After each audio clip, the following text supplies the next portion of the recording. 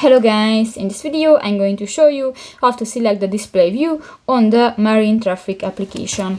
But first of all, I just want to mention, please don't forget to subscribe to our channel, because at 100,000 subscribers we are going to show you all YouTube revenue statistics and growth strategy of to make money online. So let's jump into it. First of all, open the application on your device. So that's the home screen, and click to the icon at the upper left corner. And new, just click to the performance and display under the density maps, and here you can find the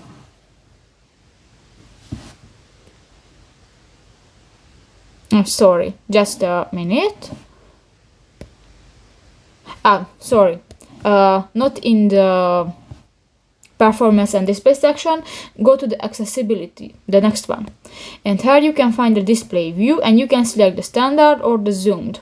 And here you can use, for example, I use the standard, but if you want to select the zoomed, click that again, click that, and that's it. So that's pretty much it for this video, guys. See you in the next one. Bye bye.